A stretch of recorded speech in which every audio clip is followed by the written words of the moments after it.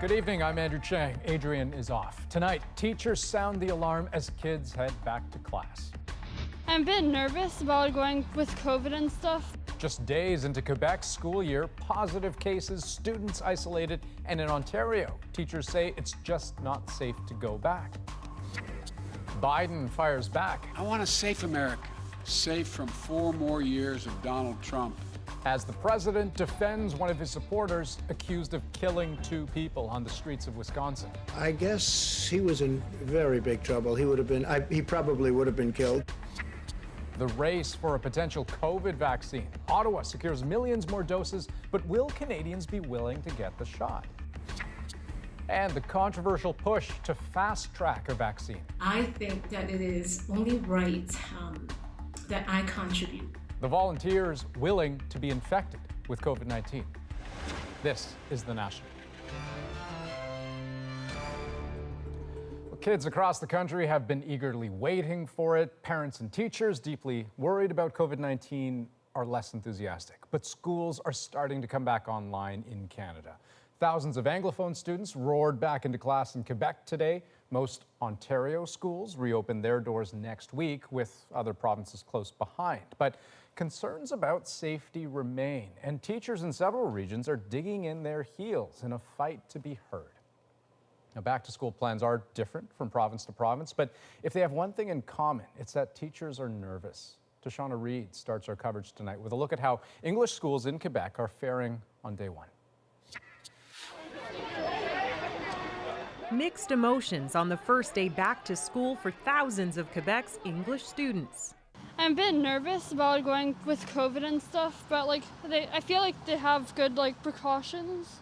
I am very excited. Why are you excited? Because I get to see all my friends, well, most of my friends. Well, it's kind of weird actually. Feels everybody's wearing masks. You're on that side of the class, Pete? For the class of 2021, there will be a lot of adjustments. While many students wear masks, not all are required to in classrooms, nor do all have to physically distance. Since last week, 4 schools in Quebec have confirmed cases of COVID-19. Some 80 students and more than a dozen staff members have been isolated. The government says they are monitoring the outbreaks closely and are willing to shut schools if necessary. And if there's a significant increase, obviously we might need to make some change. But we're investigating every case, every outbreak, and we intervene in the first 24 hours. The experience in Quebec is a glimpse of what may lie ahead for other provinces. Ontario's 4 major teachers' unions announced they will file challenges with the Labour Board, claiming reopening plans violate workplace safety laws. At issue, large class sizes, ventilation, and school bus transportation. We have classrooms with not even a meter physical distancing between students or desks. We have school buses that are going to run at full capacity. Premier Doug Ford had this response to the unions. The teachers' unions just want to fight. They want to fight with everyone. I don't want to fight with you. Meanwhile, teachers in BC say this ad produced by provincial health officials gives a false impression of what school will look like in 2 weeks. That was not a commercial about what a classroom was going to look like. And it was an opportunity to answer the many questions that I was getting from children. The BC Teachers Federation is pushing for smaller class sizes as time runs out before classes resume. Shauna Reid, CBC News, Toronto. Now, certainly, keeping kids safely apart will be a huge challenge. And today, Alberta's top health official responded to concerns that the province has suddenly removed physical distancing rules from the classroom. I must be clear that the order that was issued this weekend does not change our policy or my advice.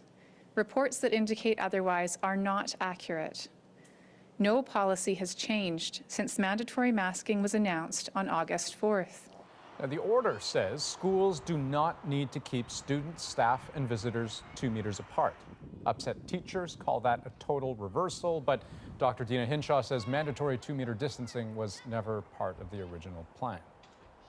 Now, we have infectious diseases specialist Dr. Lenora Saxinger joining us from Edmonton, because Dr. Saxinger, just on the face of what Dr. Hinshaw was clarifying today, that physical distancing will not be required in classrooms, should parents be concerned about that?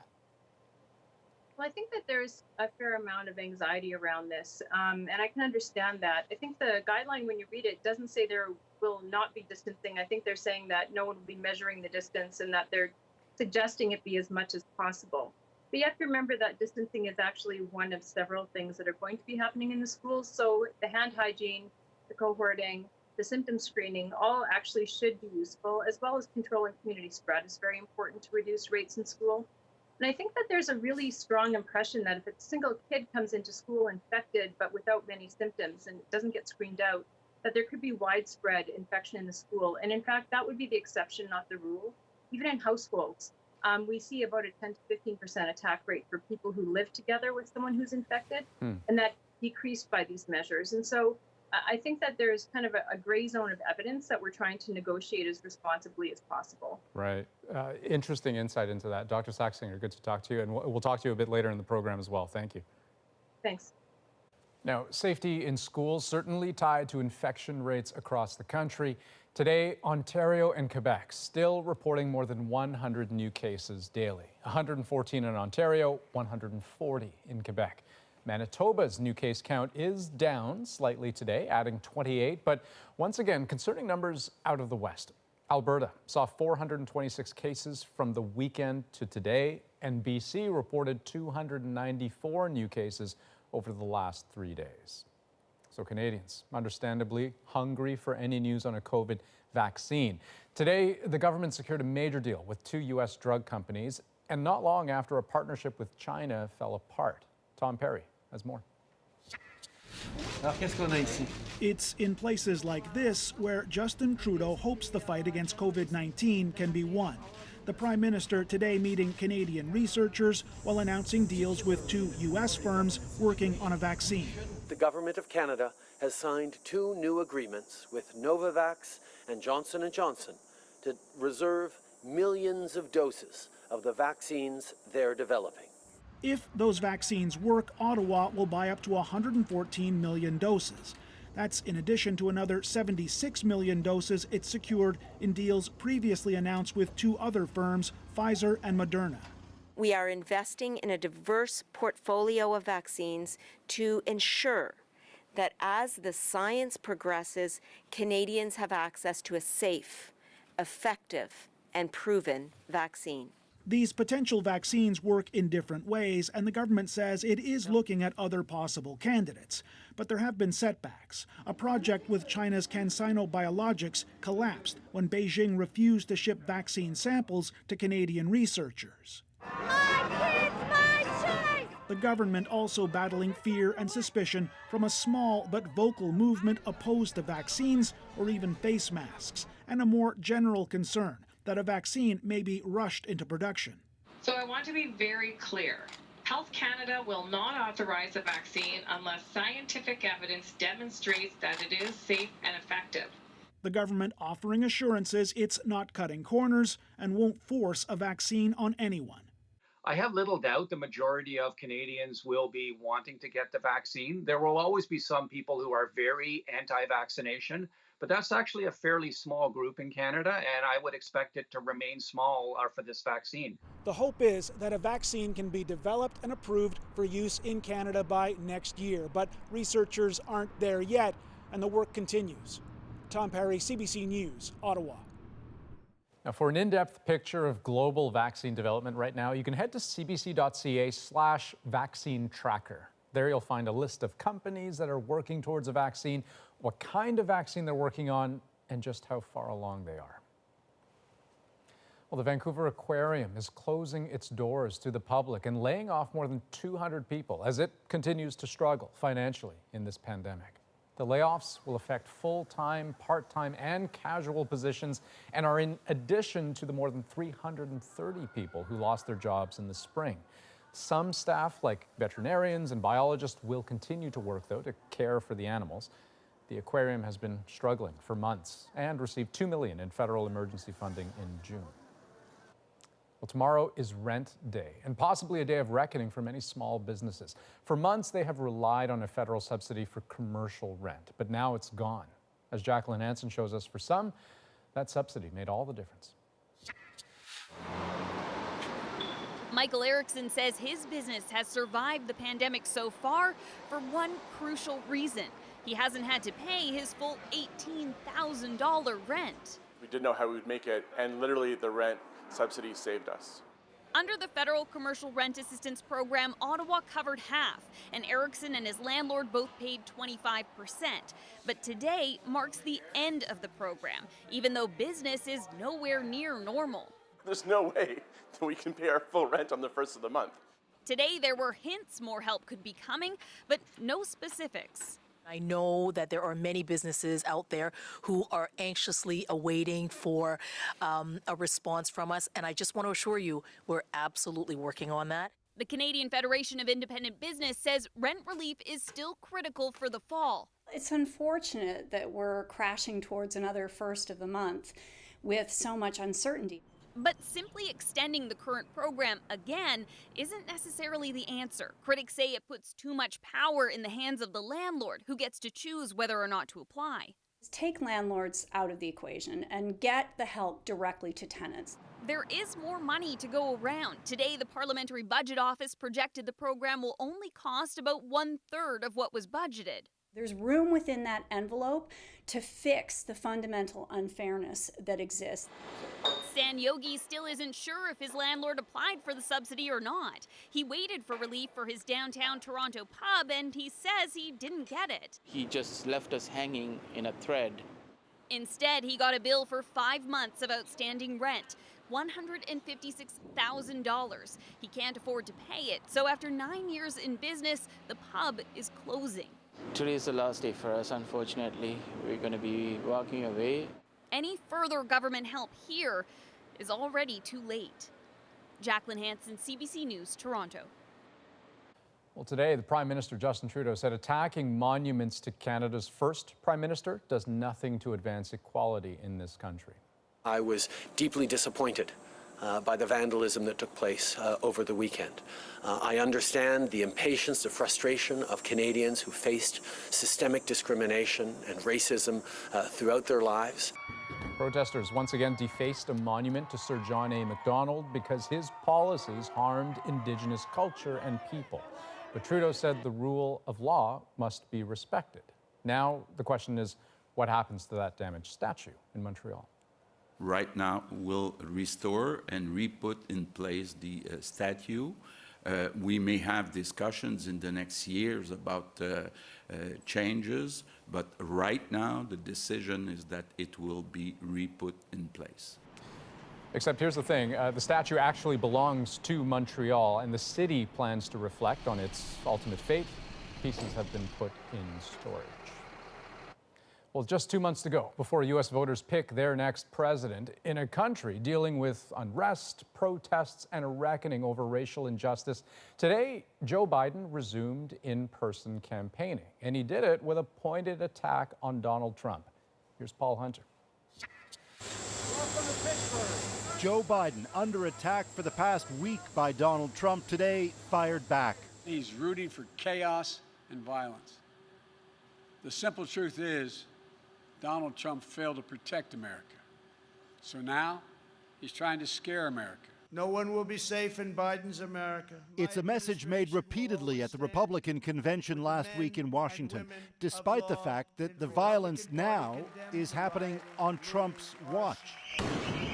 Demonstrations sparked by racial injustices have increasingly seen agitators, some armed, some identifying as Trump supporters, confronting protesters. It's led to heightened violence and death. Does anyone believe there'll be less violence in America if Donald Trump is reelected? Biden called Trump toxic and labeled Trump's response to what's playing out in America misguided and dangerous. He may believe mouthing the words law and order makes him strong, but his failure to call on his own supporters to stop acting as an armed militia in this country shows how weak he is. The violent rioters share Biden's same talking points. And tonight, Trump seemed to defend one of those apparent supporters, Kyle Rittenhouse, who's now charged with murder, accused of killing 2 people during the unrest in Kenosha, Wisconsin last week. Chased down by those who witnessed one of the killings Rittenhouse stands accused of. He was trying to get away from them, I guess, it looks like. and he fell, and then they very violently attacked him. I guess he was in very big trouble. He would have been, he probably would have been killed, but it's under investigation. Trump will visit Kenosha, Wisconsin tomorrow, as the White House put it today, to go to a city where Americans are hurting. The state's governor has urged Trump to stay home, warning his visit may well make things worse. Paul Hunter, CBC News, Washington. So as Paul mentioned, Donald Trump heads next to Wisconsin, where people have been protesting since police repeatedly shot Jacob Blake in the back. Susan Ormiston is there tonight. So Susan, how are people there reacting to Trump's visit tomorrow? Well, Trump managed to cast himself as the savior of Kenosha before even getting here, tweeting this morning that if it weren't for him insisting on the National Guard coming here, there would be no Kenosha today, which really riled things up in the local county offices today, with one executive saying that's a false statement, that it was the governor who called the National Guard in here long before Trump got involved. But it encapsulates why the governor and the mayor of this city asked the White House not to come, to postpone, thinking that Trump's divisiveness coming here at this time could further inflame tensions just as this city is beginning to calm down. There was no response from the White House. But on the other hand, you know, some of the businesses we've spoken to, like, you know, this car lot here, which was torched during the rioting, and other places which were looted, they're saying they want law and order, and saying that the president's message may resonate here. And so, Susan, given how, divisive the visit is, why is Trump still going? Well, it's not to, soothe those who are hurting the most, as Paul was saying, because the Blake family is not meeting with the president. They don't want to. This is politics, Andrew. This is one of the most coveted states in this election. Trump needs Wisconsin in order to do the math on the path to victory. Held for 30 years by the Democrats, Trump won it by the thinnest of margins back in 2016, and he needs it. So in 2 weeks, he will have been here 2 times, while Joe Biden and the Democrats canceled their convention in this state, and Joe Biden hasn't yet come to Wisconsin. He says he might. Susan Ormiston in Kenosha, Wisconsin tonight. Well, the cleanup continues in Texas and Louisiana after Hurricane Laura. The storm has left behind billions of dollars in damage. At least 19 people were killed in both states. Many communities still dealing with power outages, a lack of supplies. Meanwhile, forecasters are monitoring a new weather system in the Atlantic with potential to strengthen into a tropical storm. Now, the White House had a hand in a historic flight today in the Middle East. The first ever commercial jet trip from Israel to the United Arab Emirates is being touted as a sign of easing tensions in the region. Sasha Petrusik takes a closer look. Ladies and gentlemen, shalom and welcome. It was heavy on symbolism. Israeli and U.S. officials on a maiden commercial flight with announcements in Hebrew and Arabic, a normally forbidden path over Saudi Arabia, and a landing in the Arab Gulf, enemy territory for Israel over 7 decades. And then a warm welcome from the United Arab Emirates, the Jewish state's newest Arab friend, nudged together by Washington. The last decades we've had conflict and war and division, and what happened here was 3 great leaders came together and they started writing the script for a new Middle East. What's in it for Israel and the UAE? Peace leading to prosperity, say the countries. Exchanges between the Middle East, 2 most advanced economies, and you will see how the sparks fly on this. Still, this deal between leaders may not represent any greater acceptance of Israel on the streets of the Arab world, says Middle East analyst Jenna Stein. There are military advantages, there are intelligence advantages. Israel is clearly hoping for investment by the Emiratis in the high-tech sector in Israel, but these are invisible to the public. And, says Stein, it may not lead to further agreements with other Arab states. One thing it does is end a proposal by Israel to annex large parts of the occupied West Bank, a plan that would take land away from Palestinians, a plan the UAE insisted be scrapped. But among Palestinians, none of this is seen as a victory. rather a betrayal by an Arab state which had once vowed not to recognize Israel until it ended the occupation. Peace will not be achieved through bypassing us, says Palestinian President Mahmoud Abbas. Sasha Petrosik, CBC News, Toronto. COVID cases are spiking in India. The country beat a world record for daily case climb. We have all the valid documents, and we are still not able to travel. And that is a little bit more frustrating. Up next, how people living here are trying to get their loved ones out.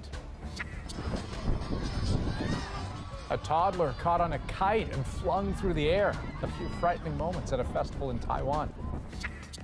And the NBA bubble gets a little bigger.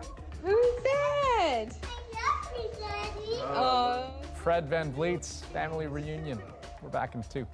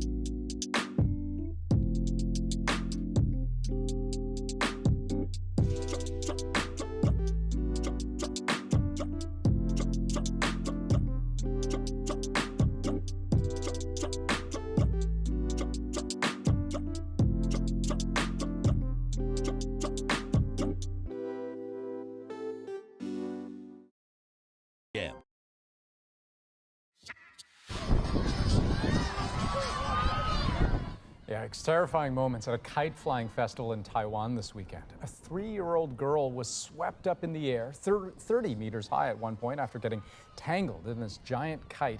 She was whipped around for several seconds, but then ultimately fell back to the ground safely, believe it or not, and with only a few minor cuts. A ceremony in Tokyo marked the unveiling of the Olympic flame display. It'll be showing at the Japanese Olympic Museum until November. The Games, which were scheduled to take place this year, were postponed until next summer due to the pandemic. Well, the rate of new COVID-19 cases has surged this month in India, and those who've left the country to work here in Canada are being frustrated by a bureaucratic backlog, trying to get loved ones here as well. Briar Stewart looks at the situation both in Canada and in India. 2 nurses walked through the narrow lanes of New Delhi to check on a patient who tested positive for COVID-19. On the outside of his building, a sign is posted, noting that someone who lives there is self-isolating. More than 78,000 people tested positive for the virus today, a few hundred less than yesterday, when the country experienced the biggest spike so far. It is the largest one-day surge in the cases worldwide. And the reason behind this, because the pandemic is spreading in the rural area. To the south, the mosque has been turned into a clinic because hospitals are overwhelmed. In India, more than 3.5 million people have been diagnosed with COVID-19, and the government says the surge is in part due to more testing. So it's moving to ease restrictions. Starting next week, metro trains, including New Delhi's subway system, can reopen.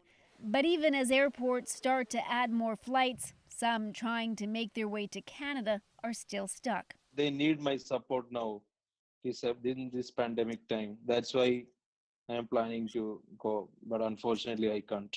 Jitdu Nair tried to board a flight to Toronto 2 weeks ago to see his wife and daughter, but was stopped. He's allowed to come to Canada, but needs a letter from immigration officials first and is still waiting. It's the same issue for many others already in Canada trying to bring their family over. We have a visa, we have all the valid documents, and we are still not able to travel. And that is a little bit more frustrating. In a statement, the federal government says we've adapted to increase our processing capacity over the last 6 months, and employees are working as quickly as possible to process applications while respecting public health guidelines. So some will continue to wait, watching what happens in India as the country opens up even further. Briar Stewart, CBC News, Vancouver. Now, India currently has reported the world's third highest number of coronavirus cases. It's not far behind Brazil, which has 3.8 million, but the U.S. still leads in the number of known cases, topping 6 million. Worldwide, the total has crossed the 25 million mark, with the number of deaths just passing 848,000. Well, next on The National, exploring a bold and ethically complicated method of testing a vaccine, deliberately making people sick to see if the vaccine works. It felt like a tangible way that I, as just an ordinary citizen, might be able to contribute meaningfully. They're called human challenge trials. Up next, we'll go in depth on the science and we'll meet the volunteers who are eager to sign up.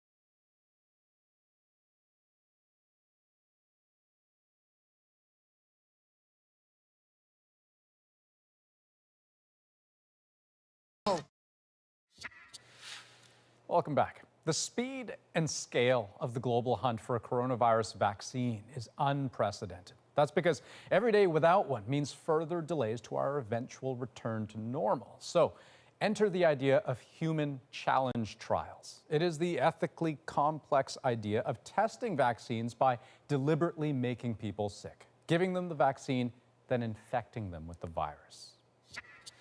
As a practice, it is not the norm, but it's not uncommon either. Look back to 1796 for a bit of epidemiological folklore. Edward Jenner makes his case for a smallpox vaccine by injecting both the vaccine and the deadly virus into an 8-year-old boy. It works. The vaccine proven almost overnight. Was it efficient or reckless? The answer is complicated, just like the debates around every challenge trial that's happened since. Typhoid, cholera. These volunteers, arms resting on those cups, they're filled with malaria-infected mosquitoes. And yes, they're being bitten. Even the fight against influenza has benefited from challenge trials. And in a global pandemic, scientists and ethicists are carefully, feverishly weighing the benefits of a faster vaccine against the risks of making people sick, possibly exposing them to long-term harm. But consider the inertia of urgency. A group called One Day Sooner, with 15 Nobel laureates and dozens of other prominent researchers, ethicists, and philosophers, has penned an open letter petitioning the US government to begin preparations for challenge trials immediately. One of those signatories, Nir Eyal.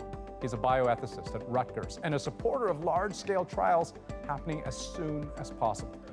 Okay, so let me start with the biggest question. What is the best argument you can make in favor of undertaking human challenge trials?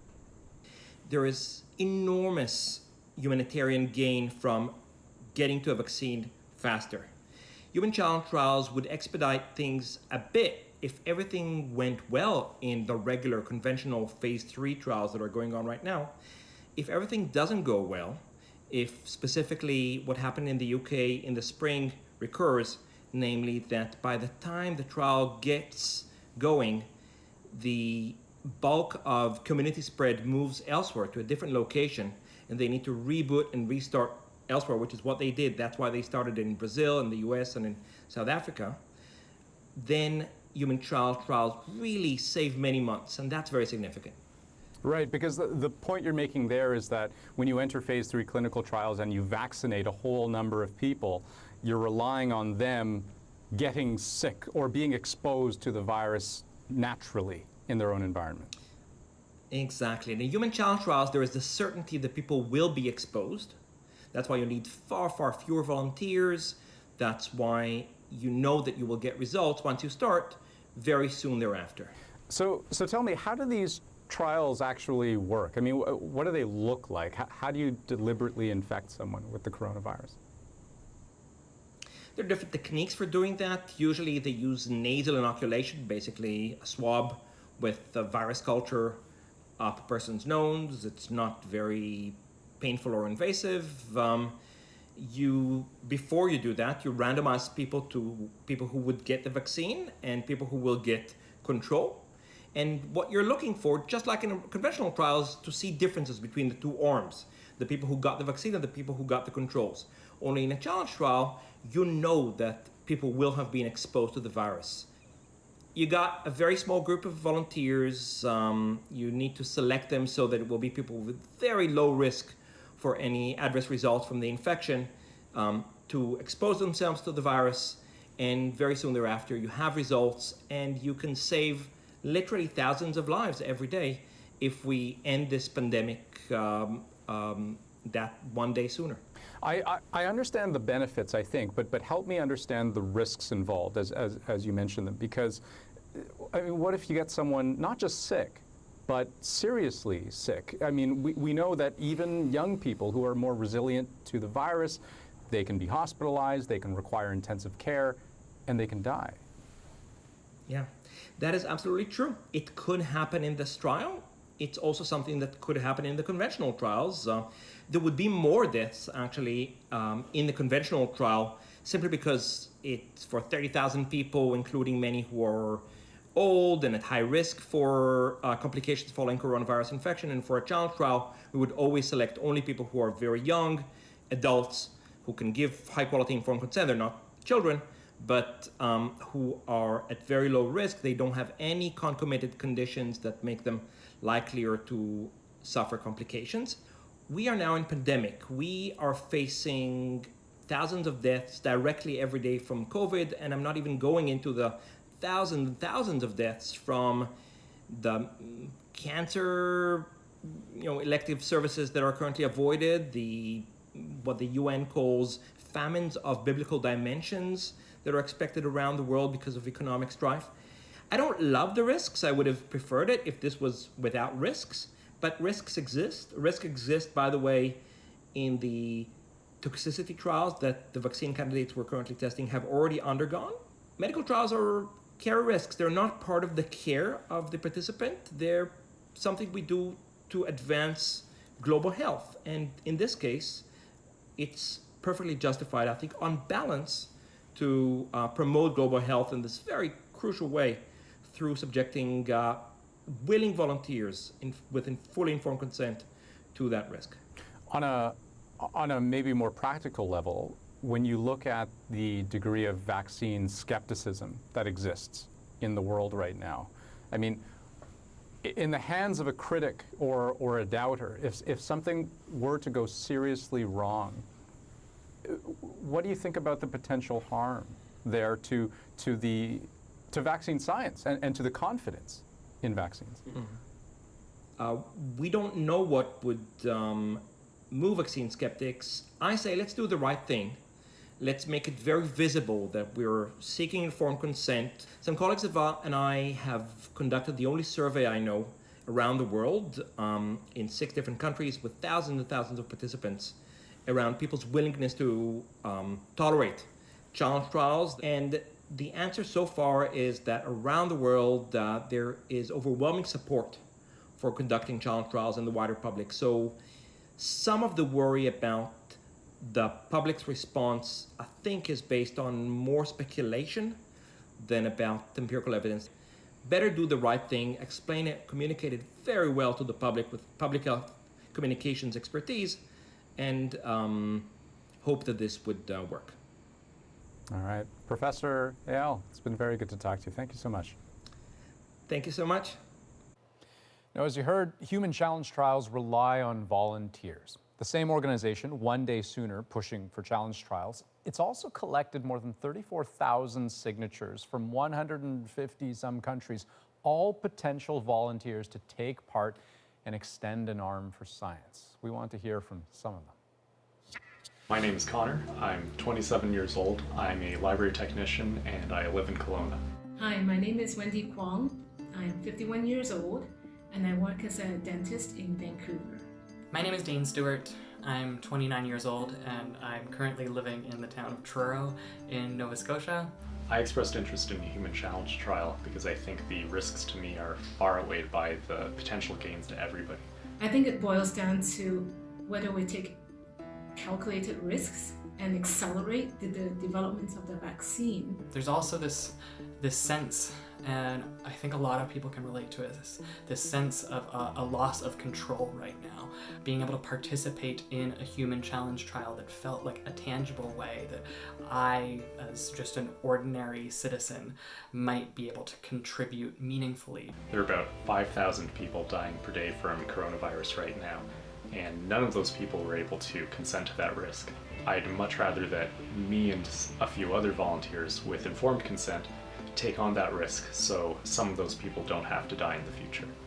When you see that volunteers from other countries are being tested for a vaccine that we may end up benefiting from, I think that it is only right that I contribute to this international effort. Interesting discussion, to be sure. Still ahead on The National, finding opportunity amid uncertainty. Some Indigenous families are finding COVID-friendly classroom alternatives close to home. But next, we get answers to your COVID-19 questions, including this one. Is Canada in a good place as far as vaccine procurement when a vaccine becomes available? Big topic in the news today. We'll be back right after this.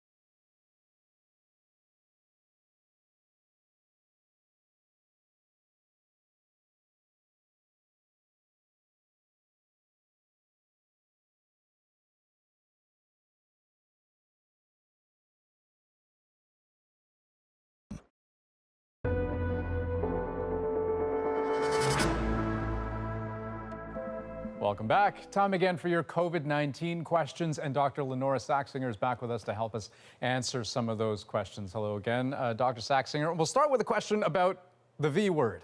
When is a vaccine going to be ready, and what is the current status of development?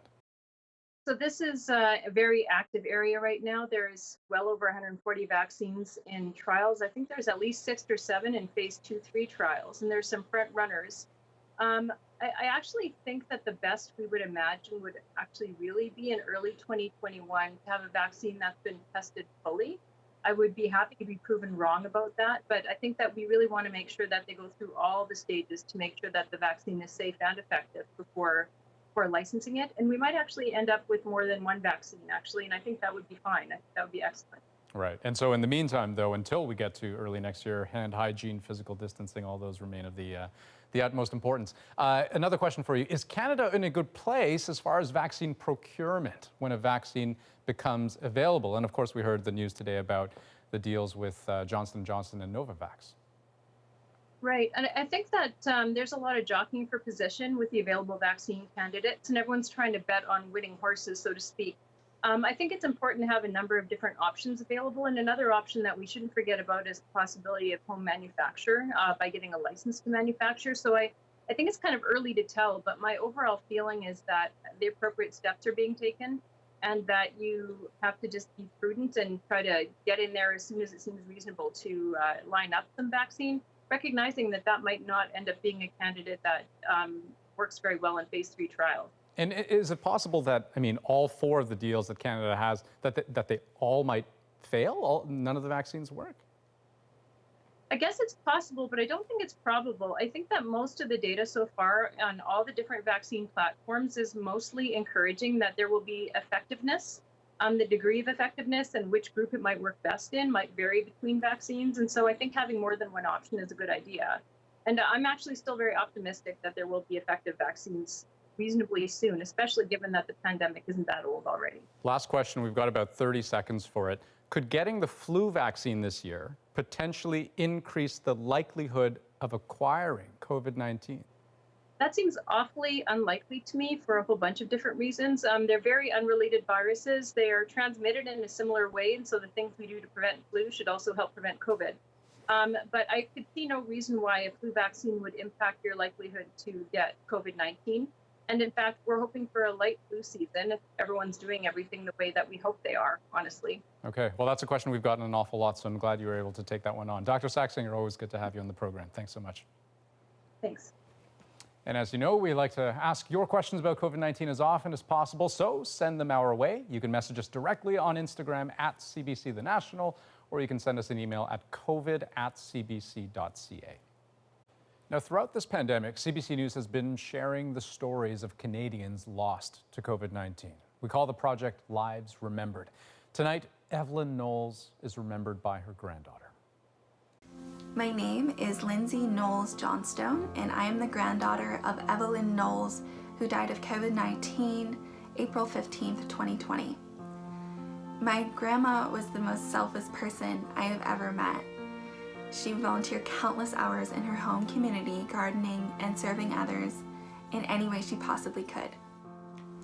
My grandparents traveled abroad to volunteer to such countries as Haiti, Burundi, Sri Lanka, and Japan, where my grandpa, a civil engineer, would build schools and my grandma would sew hospital linens for the less fortunate.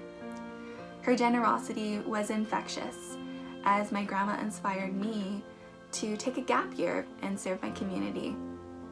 My grandmother got married at 19 to my grandpa, and they had the most beautiful and strong marriage that I have ever seen. My grandparents had 2 children and 3 grandchildren.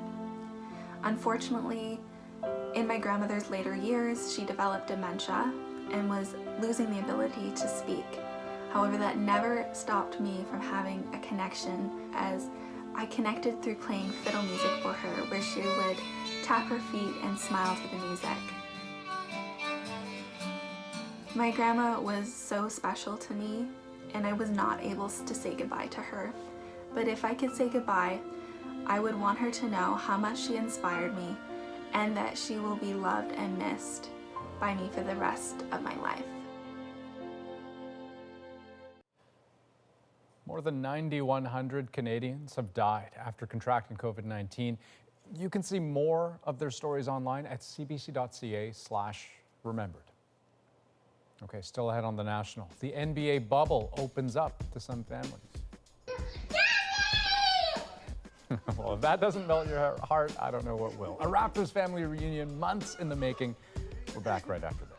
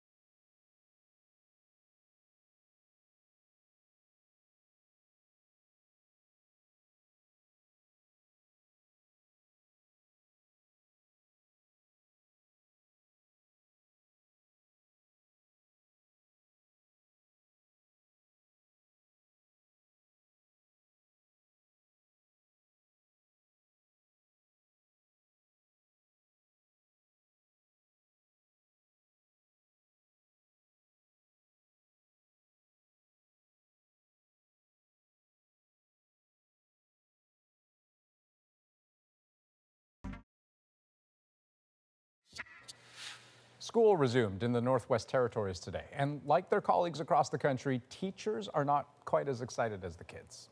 The teachers absolutely have been apprehensive because there's a lot of things that we don't know and we didn't know until a few weeks ago. So it's been hard for them, but they've come out like champs like they always do.